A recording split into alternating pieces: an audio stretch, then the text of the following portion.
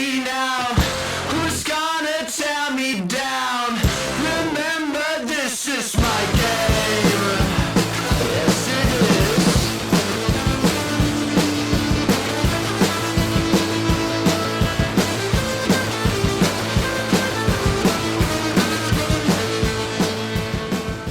All right. Happy 4th of July, everybody.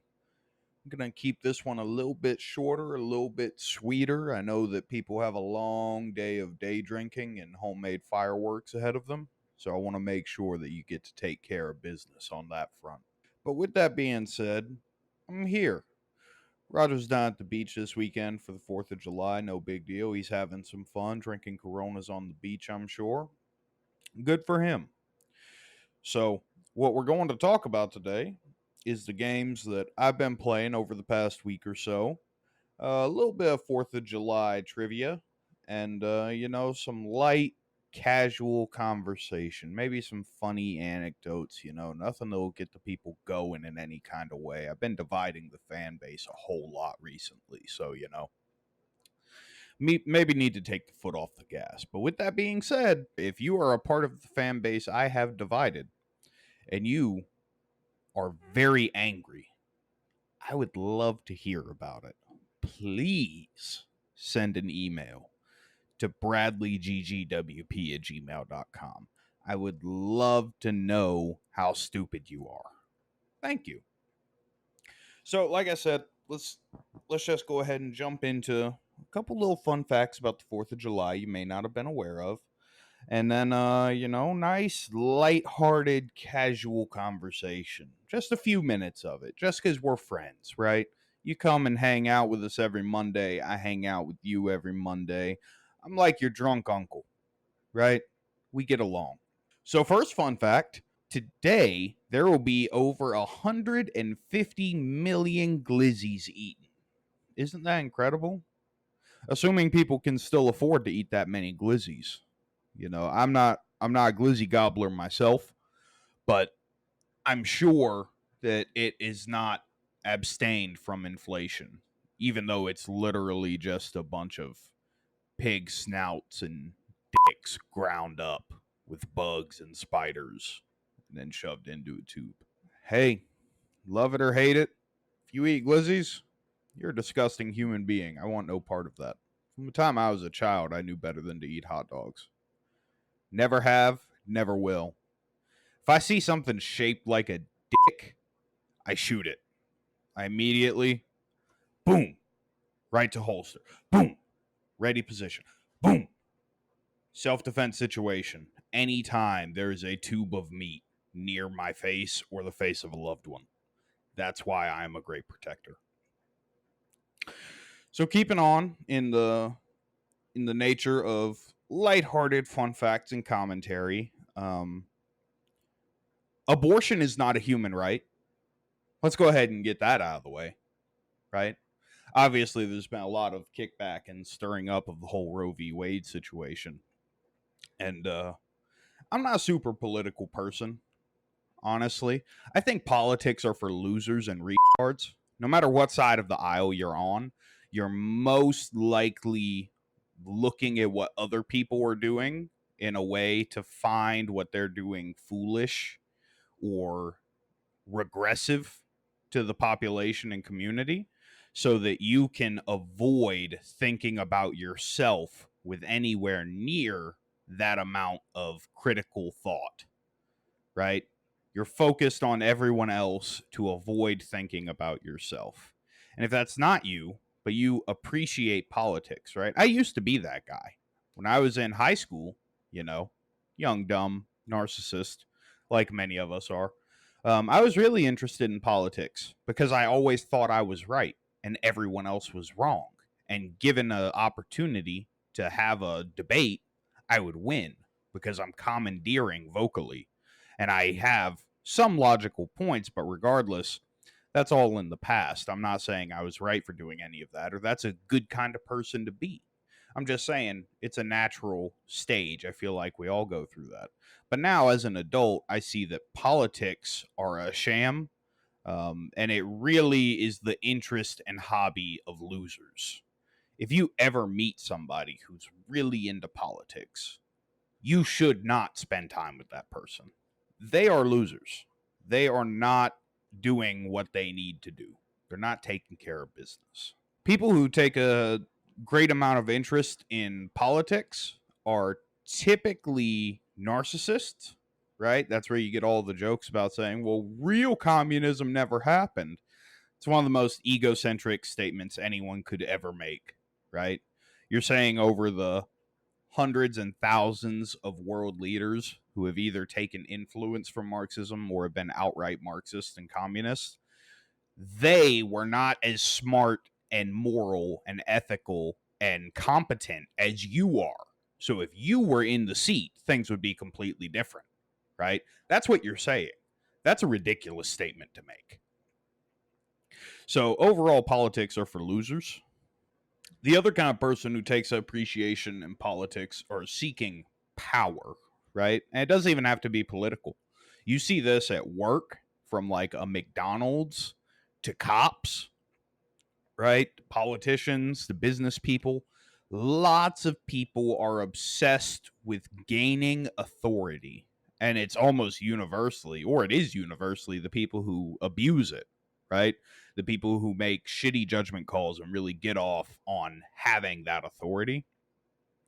And my thing is this: positions of authority are made to replicate power, right? And appointed power is simply the imitation of greatness, right? When we talk about leaders and leadership and being respected and having authority in any particular domain, you can always find two different examples of where that has happened, where it's been appointed or it's been a position and that has given the power and influence. And very often that goes terribly wrong, right? You can think about any major corporation that goes out of business or has poor practices. That goes wrong all the time. The flip side of that, this is much less common, this is a little bit harder to wrap your head around, is the concept of genuine greatness, right? Genuinely doing things and living a life that is inspiring to others and gets them on your side and makes them want to be around you and associate with you and soak up what you're doing. That's the true origin of competent authority, but that's just extremely rare. And like I said earlier, the political system specifically goes in the complete opposite fucking direction of that. There's no prerequisite of greatness to get into a position of authority. So, politics are for losers, don't fuck with it. With that being said, with this Roe v. Wade stuff, we hear a lot about women's rights and human rights. And it's a tricky situation, right? Rather than drawing a black and white conclusion, I just more so take argument with some of the points that are made to back up the stance. Like, a lot of people are saying, like, don't we have separation of church and state? Separation of church and state. We started America because of separation of church and state. It's like, yes, that's accurate. But what does the separation of church and state have to do with what we're talking about? Is the assertion that the only reason anyone would find anything reprehensible about ending the life of an unborn child because it's religious? Right? Nobody talks about the separation of church and state if we outlaw raping kids, right? Because it has nothing to do with religion. As a society, there are many different facets of agreed upon overall goods and bads and wrongs that we can commit to each other and ourselves. That's one of the foundational principles of society. That is what common law is, right? So lots of different things: murder, rape, stealing, assault, right? These are all things that are universally illegal, right? And to me, it just doesn't make a lot of sense to throw in the separation of church and state when the concept of abortion has a much greater implication, just rooted in morality overall and the difference between right and wrong and the line of legality. And when you think of it in a legal sense, things again get kind of tricky, right? Because if I were walking down the street and I saw a pregnant woman walking with her 2 retarded children, superheroes, as we've stated before, and those superheroes start growling and snapping their jaws at me like crazy fucking Doberman, right? You hear the teeth chomping and shit. They're slobbering all over the place. It put me in a self-defense situation. Well, let me tell you something about Catfish Bradley. You put me in a fight or flight response, I ain't picking up the fucking landing gear. Boom! Ready position. Pull out my Glock 19X. Bang! Pop 3. Right into the pregnant mother. The ringleader of those superhumans, right? It's video game logic. They may be the threat, they may be the attack, but clearly she is the weak point. So now that I have successfully defended my life and neutralized this pregnant woman and her gang of superhumans, if this were to go to court and the courts were to be biased and pandering and find me at fault, right? And they wanted to charge me for what I did, defending my own life in a self-defense situation, following the Second Amendment rights, right? I would get charged with at least 2 counts of murder because I killed the woman, the ringleader, the weak point, if you will, as well as her unborn child. You see where I'm getting, right? In a legal sense, if you were to do something that aborted a child, you are charged with the murder of a human being, period. Right? So then the idea, that juxtaposition of saying, well, if I decide to kill it, then it's mine to kill, so that's fine. But if you decide to kill it, you just murdered my child. But it's not murder if you do it, right? If we apply that logic to any other kind of crime, it gets absurd so quick. It's like saying, oh, well, it's legal for me to molest my daughter. You can't molest my daughter, right? Because then it's molestation. But since it's my child, I have the right to do that because I'm the parent in the situation. I have supreme authority over whether or not my daughter's getting cornholed from the age of 4, right?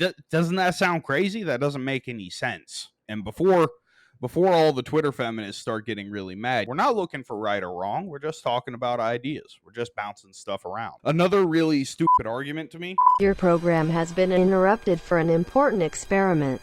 Please proceed with caution and follow all directions. When the beep noise is heard, you will exit your building immediately.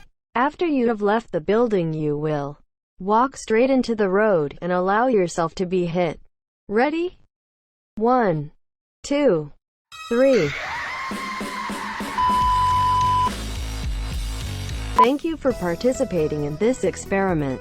If there is anyone left, your regularly scheduled program will continue. Now that we've gotten all of that, lighthearted, comical trivia out of the way, let's talk about some games, right?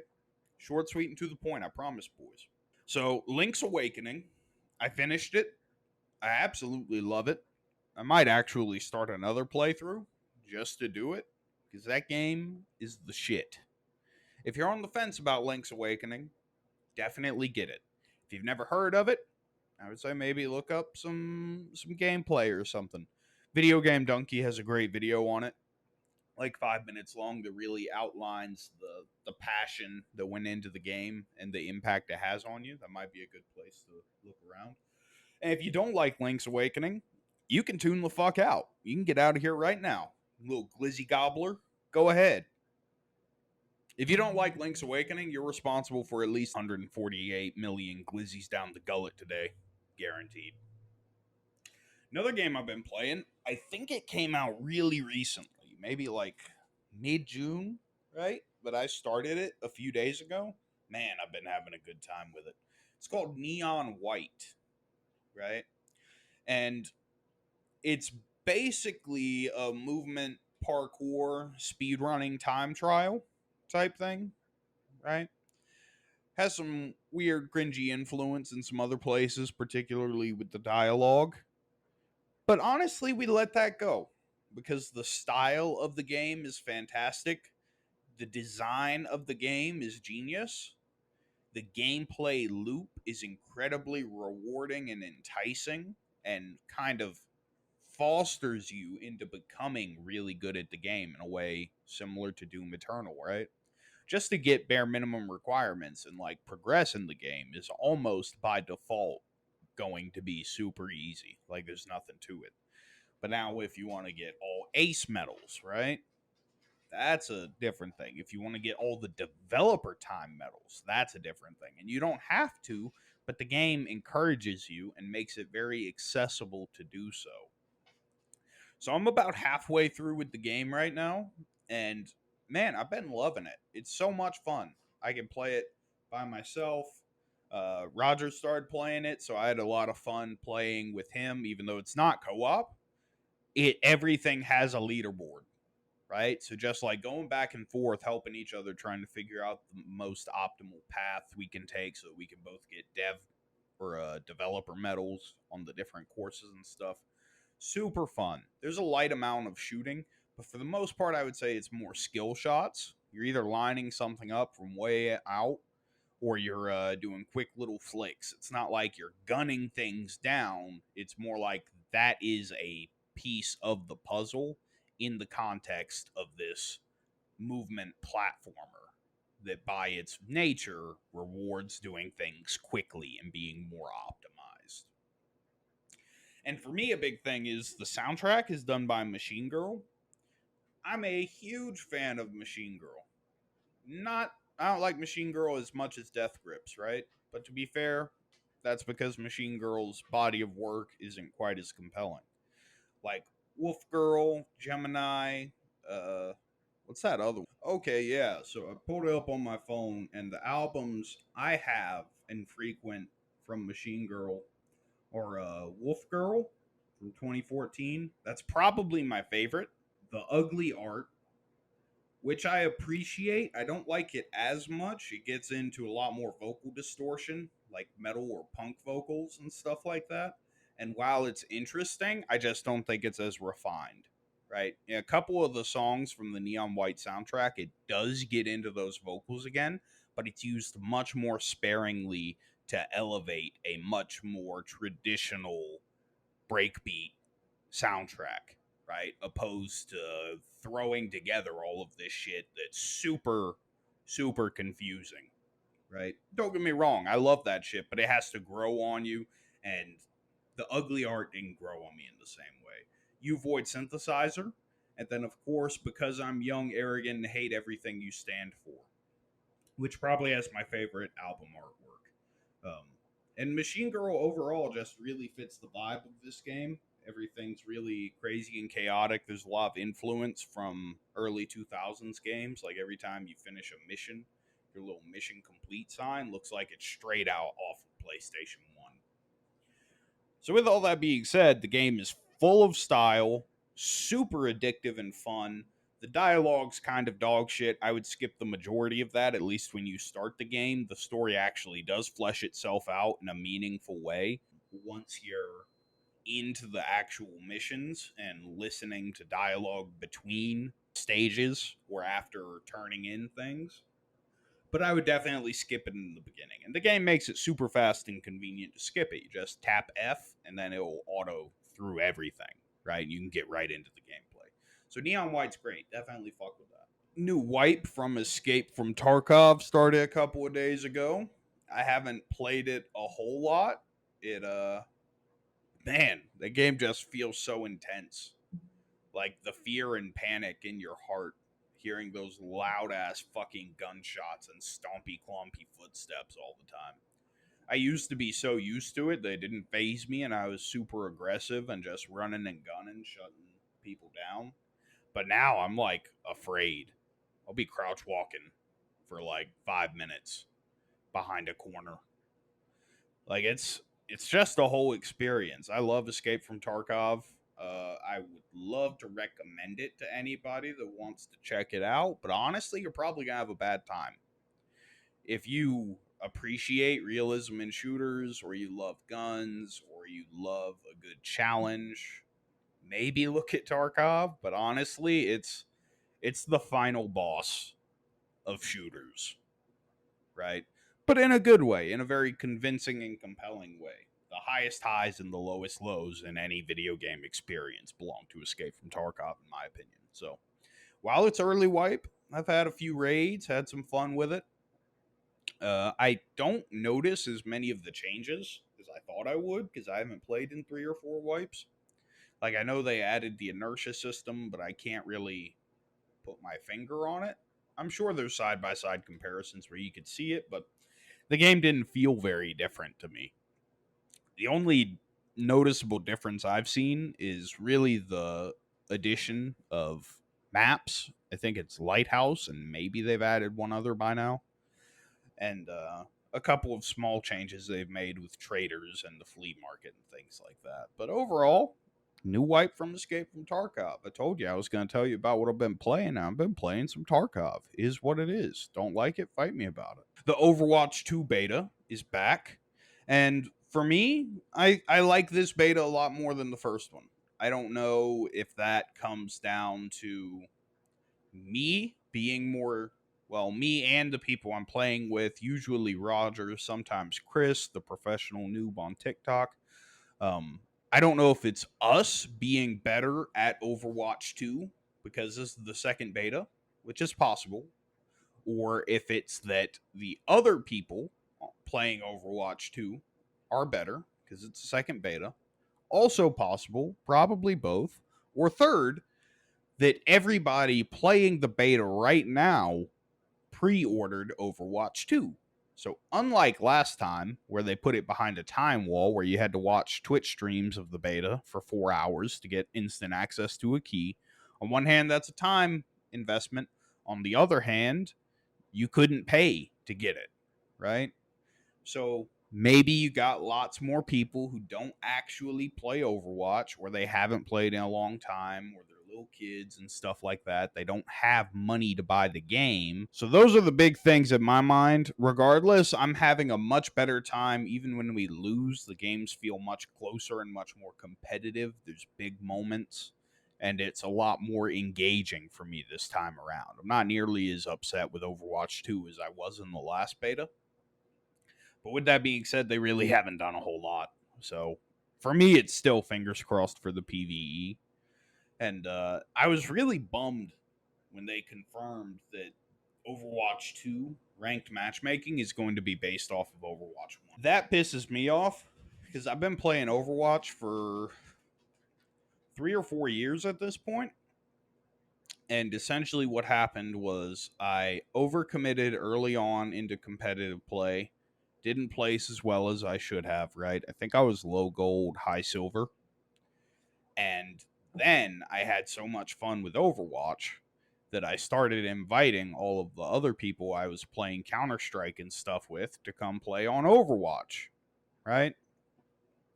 And for the context, Roger had been playing Overwatch since launch. He may have taken a break, but he was playing back when we had Xboxes, right? We didn't even have PCs yet. So he knew what was going on, and he was showing me the ropes, and we were playing the game. I was having fun. I was very good at other shooters already, so while I'm sure I made great mistakes with ult usage and positioning and stuff, I wasn't dog shit, right? Just based on the merit of aim and movement alone, I was probably a mid to high gold player, right? But through inviting 2 or 3 of my friends who were also brand new at the game and much worse than me at video games in general, just moving around and aiming at things, right? That kind of stuff. I ended up playing a lot of comp with them and dropping to like 1200 SR on everything. Super low. And through playing with those same people, it was pretty much a up and down zero-sum game for the longest time, right? Where I'll play by myself or just with Roger and gain 200 SR in the morning and then play with everybody in the evening and lose 250. I did that tug of war for many, many months, if not over a year, right? So about a year ago, pretty much everyone else kind of took other interests. Me and Roger still played Overwatch, but everyone else was doing other things. So it was really just me and Roger, and that's when we were able to climb, right? So I've pulled myself up like 5 to 800 SR on all 3 roles and open queue, right? It has been such a fucking grind and claw fest because I was a decent player to begin with. I'm a good Overwatch player now. No question about it. I understand the maps, the characters, the moving pieces, the strategy, and I can execute upon that information. But when you're still playing bronze and silver, sometimes it doesn't go all the way, right? So it was a very frustrating process. It's called ELO hell for a reason. I mean, I have pulled myself out of it, but it took a lot of fucking playing.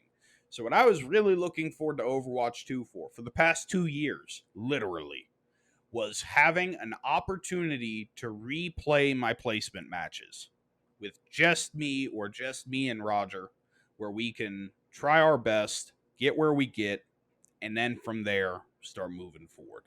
I put myself at a high plat, low diamond player on the low to medium end. That's a conservative estimate. I'm the kind of guy that believes I can do anything. But it's hard to get motivated to put in that kind of time and practice when you're playing silver and gold games, right? The lack of MMR reset really bums me out with Overwatch 2. Hopefully they've implemented a little bit more of a sophisticated ELO system that can maybe get some sort of fast track going so I can try to break through. But yeah, I'm much happier with Overwatch 2 in this beta than I was with the first one, and I'm still looking forward to the game, especially the PvE. Hopefully it's really good. And beyond gaming, I went ahead and pre-ordered a Steam Deck, right? Quick little $5 down on it. I think they said it will be available like Q3, Q4 this year, which kind of sucks, but hopefully since I paid my reserve, the way it works is they'll reserve one for me, right? So then they'll just send me an email and they're like, hey, do you want this? And then if I send them the money, they're like, here you go. This is yours. Set aside for you, ready to ship same day. I mean, I love the Nintendo Switch, and I don't think the Steam Deck is super important for me because it's like the reason I wanted a Nintendo Switch, the reason I like it is because I can play Nintendo games. If I'm playing PC games, I'm pretty sure I'd rather just play them on my PC, and I don't have any purpose for handheld mode. But maybe there will be a couple of games that have good crossover where I do want to take it with me on a trip or something and play something like maybe a Neon White or something like that. But overall, I'm just a tech guy, right? I love technology. I love VR. I love Steam Deck, haptic feedback suits, and Omnitracks. I love anything that pushes the needle, even if it's only crawling, so something in a couple of years can walk, so that something in a few years after that can actually run and it have a big impact. I appreciate the process, and I just like to experience the new things. So I want to get hands-on with the Steam Deck. The price to performance ratio is actually astounding. Like when you go through the specs on what's in that thing, it's really ridiculous. And the fact that it's made by Steam and it has such great replacement part support really makes me hopeful that this is a really good thing. And I'm just looking forward to it. So you probably won't hear an update on that in a long time. But whenever there is a Steam Deck, expect a video or a podcast about it, right? Because that thing is going to be cool. I want to kind of use it as a computer just to see what'll happen. Go into the operating system and use it straight up like a computer. In a sense, I mean, I guess there's no real reason why something like that couldn't happen. The following segment has been removed from the program due to the overwhelming garrulousness of it. He rambles about micro handheld computers. It's obnoxious. You're welcome. Love, GGWP editor. Yeah, this whole conversation is stupid. Don't even worry about it. Small computers are cool as long as you have a really big computer at home. I'm a big believer of that. The following segment has been removed from the program due to the overwhelming garrulousness of it. He rambles about why big PC could maybe small PP so want bigger PC. 128. I know what you're thinking. Why do you have 128 gigs of RAM? What do you need to do with that? It's none of your fucking business. That's my answer. So with all that being said, I appreciate your time. I'm glad you came by to fuck with your boys on the 4th of July. And as advertised, short, sweet, and to the point, get out there, drink some ice cold Coors Lights for me, make some fireworks. Kids sitting at home, all you need to do is get a little bit of black powder from your dad's shotgun shells, a little bit of baking soda. I don't know, throw some other stuff in there. Get creative. There's no wrong way to make fireworks, you know. Little bleach, little Ajax, little Windex, you know. Just start pouring stuff into a big bucket, and if it starts smoking, making light, or bubbling, put a really tight lid on it. And then casually walk away so that when it explodes, your friends can take a picture and you'll look really cool. Don't run, right? Makes you look like a coward. Why are you afraid of a couple of little bubbles? You want to be the kid that was afraid of fireworks? I didn't think so. That's all I got for you today, boys. Now remember, the difference between ordinary and extraordinary is that little bit extra. Who's gonna stop me now? Who's gonna tear me down?